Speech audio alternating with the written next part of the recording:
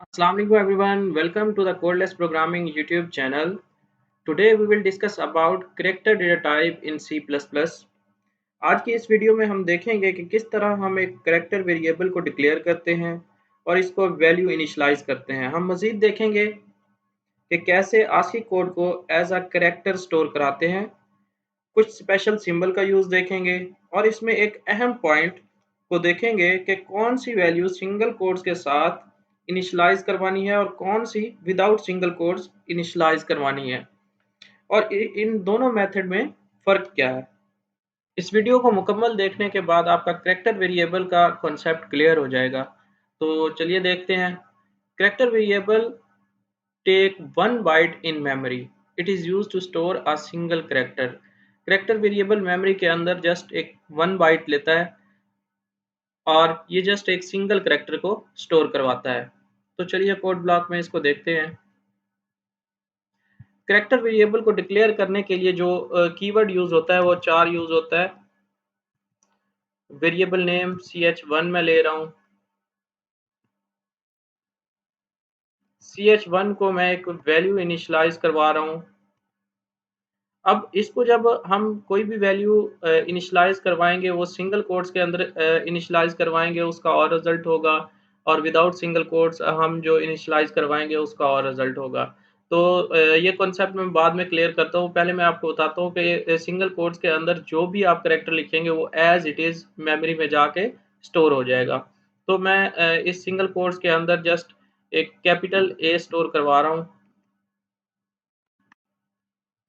सी out ch1। हम इसको display करवा के देखते हैं।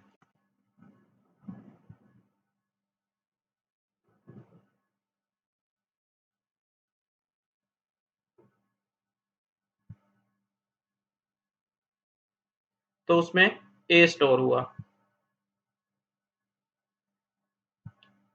जैसा कि मैंने कहा कैरेक्टर वेरिएबल जस्ट एक सिंगल वैल्यू ही स्टोर करवाता है। अगर आप इसमें कोई और वैल्यू साथ स्टोर करवाने की ट्राई करेंगे तो वो जस्ट जो उसकी लास्ट वैल्यू होगी उसको स्टोर करवाएगा और बाकियों को इग्नोर कर देगा। जैसे डबल ए एस, तो अब ये जस्ट इस एस को स्टोर करवाएगा और डबल ए को वो इग्नोर कर देगा।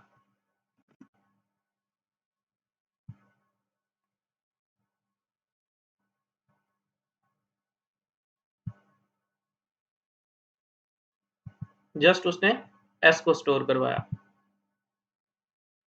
क्योंकि डेफिनेशन में ही क्लियर है पॉइंट के करेक्टर वेरिएबल जस्ट एक सिंगल करेक्टर को ही स्टोर करवाएगा।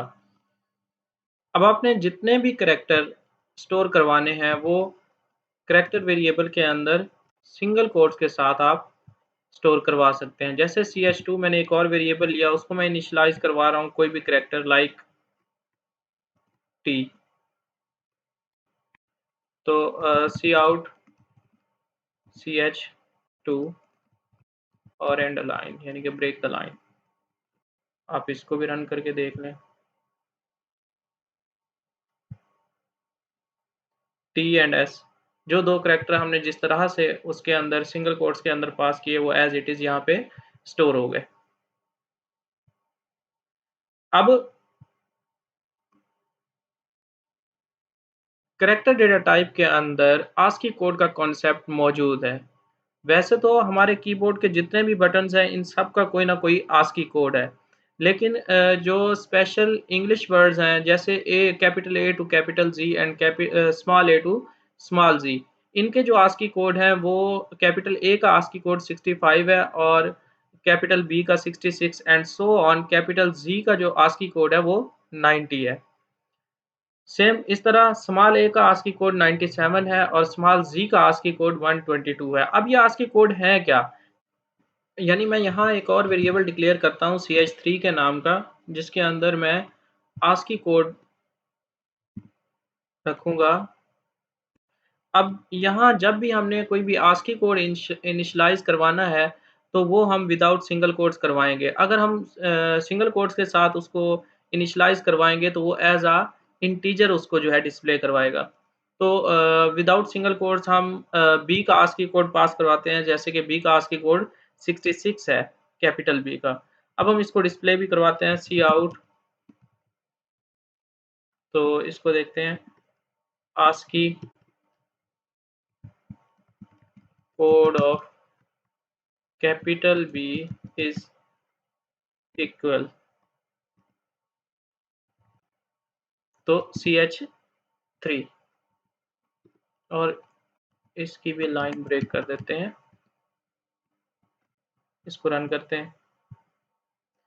पहले आपने इसको बिल्ड करना है, देन रन करना है।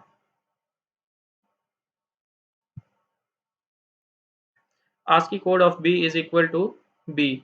अब जबकि हमने तो इसमें 66 स्टोर करवाया था, तो वो उसकी जगह उसकी आस्की वैल्यू बी प्रिंट करवा रहा है। जैसा कि हमने ये स्लाइड्स में देखा, हमने कहा कि कैपिटल ए की जो आस्की वैल्यू है वो 65 है, यानी कि अगर आप करेक्टर वेरिएबल के अंदर 65 पास करेंगे विदाउट सिंगल कोट्स, तो वो क्या प्रिंट करवाएगा, ए। इस तरह अगर आप कैपिटल बी के लिए आप 66 जो है उसको पास करवाएंगे विदाउट सिंगल कोट्स, तो वो आपको कैपिटल बी प्रिंट करवाएगा। सेम इस तरह अगर आप 67 प्रिंट पास करते हैं, 67 अगर आप इसे पास करते हैं, तो वो आपको सी डिस्प्ले करवाएगा।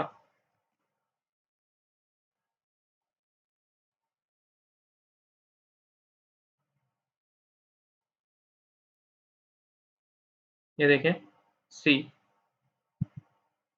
जैसे जैसे आप इसकी यहाँ से आस्की वैल्यू चेंज करते जाएंगे, वैसे वैसे वो करेक्टर भी चेंज होता जाएगा। अब अगर यहाँ पे आप कोई और आस्की वैल्यू देखना चाहते हैं किसी और करेक्टर की, यानी कि हम 88 कर देते हैं, तो अब यहाँ देखते हैं कि 88 का आस्की कोड जो है उसके बिहाइंड कौन सा करेक्टर जो है डिस्प्ले होता है।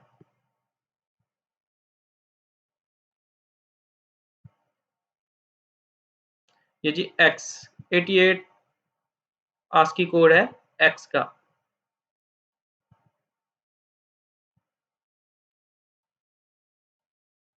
अब यहाँ एक चीज़ का ध्यान रहे कि अगर आप 88 विदाउट सिंगल कोट्स पास कर रहे हैं, तो वो एज अ एक आस्की वैल्यू स्टोर होगी। अगर आप इसको सिंगल कोट्स के साथ पास कर देंगे, तो वो एज अ करेक्टर इसको लेगा, और करेक्टर के लिए भी वो जस्ट एक वर्ड इसका जो है स्टोर करवाएगा। लाइक 68 है, तो वो जस्ट 8 को स्टोर करवाएगा और 6 को इग्नोर करेगा। आप इसकी आउटपुट में देखेंगे अभी।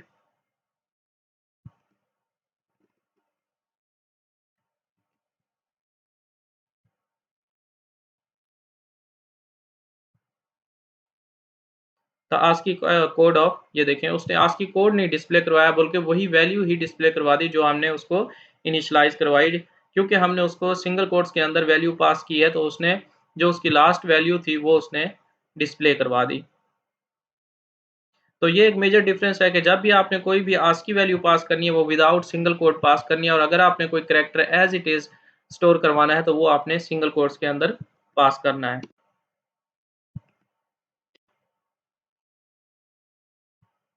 अब अगर आप इन कोड्स के मिड में कोई वैल्यू देंगे, यानी कि 65, 66, 67, 68 एंड सो ऑन 90 तक, तो वो आपको ए से जी तक कोई ना कोई वैल्यू प्रिंट करवाएगा। इस तरह अगर आप 97 से आगे 98, 99 एंड सो ऑन 122 तक कोई वैल्यू पास करवाएंगे, तो वो आपको स्मॉल ए टू स्मॉल जी कोई वैल्यू प्रिंट करवाएगा। सेम इस तरह जैसे कि मैंने कहा, आपके कीबोर्ड के तकरीबन हर बटन का ही कोई ना कोई आस्की वैल्यू है, तो हम इसको भी चेक कर लेते हैं। जैसे मैं इसको पास करता हूँ 688, जो कि इन दोनों की रेंज में नहीं आ रहा, यानी कि ना 120 की रेंज में आता है, ना 65 की रेंज में आता है। तो हम देखते हैं कि इसके बिहाइंड हमें क्या आउटपुट आउटपुट मिलती है।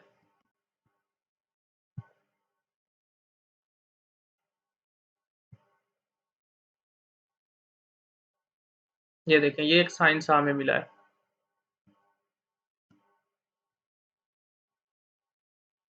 कोई भी आस्की वैल्यू जब देंगे, तो उसके आगे कोई ना कोई आउटपुट आपको शो होगी। नेक्स्ट हमारा टॉपिक है C plus plus escape sequences. Some characters have a special meaning in C++, such as single quotations, backslashes, and so on. We cannot use this character directly in our program. कहना ये चाह रहे हैं कि जैसा कि हमने बाकी करैक्टर को यूज़ किया, जैसा हमने एक वेरिएबल करैक्टर टाइप का डिक्लेयर किया और उसमें कोई भी करैक्टर सिंगल कोट्स के अंदर हमने उसे असाइन किया तो वो मेमोरी में डायरेक्टली स्टोर हो गया। तो ये जो स्पेशल करैक्टर हैं ये मेमोरी के अंदर डायरेक्ट स्टोर नहीं होंगे। हम इनको प्रैक्टिकली ट्राई भी करके देखते हैं। मैं एक और वेरिएबल ले लेता हूँ ch4 नेम का। मैं उसके अंदर सिंगल कोट्स को पास करना चाहता हूँ, सी आउट ch4। पहले इसको बिल्ड करना है, नहीं तो ये ओल्ड आउटपुट आपको शो करेगा। देखें ch4 पे एरर वो दे रहा है एम्प्टी करैक्टर कांस्टेंट। तो ये जो स्कैप सीक्वेंसेस हैं, स्पेशल करैक्टर हैं, हम इनको डायरेक्टली यूज़ नहीं कर सकते। तो इनको जो है यूज़ करने का भी एक मेथड है कि with the help of backslash we can use this escape sequences. अब एक फॉरवर्ड स्लैश है, एक बैक स्लैश है। हम बैक स्लैश की हेल्प से ये सारे जो हैं स्कैप सीक्वेंसेस हैं हम इनको यूज़ कर सकते हैं। तो इसी स्कैप इसको ही हम अगर बैक स्लैश के साथ स्टोर करवाना चाहें तो देखते हैं होता है या नहीं होता।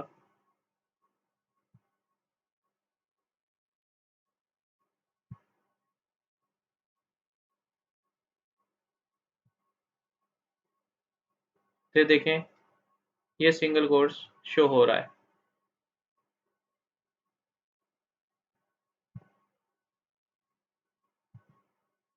तो ये स्कैप सीक्वेंसेस का पूरा एक टेबल है जिसको आप यूज़ कर सकते हैं बैक स्लैश के साथ। Backslash B use for backspace, backslash F use for form feed, backslash N use for new line, backslash R for return and so on. तो ये जितने भी special character हैं ये back slash के साथ use हो सकते हैं। तो उम्मीद करता हूँ आपको आज का जो करैक्टर डेटा टाइप है इसका कॉन्सेप्ट क्लियर हुआ होगा। मिलते हैं नेक्स्ट वीडियो में। अल्लाह हाफिज़।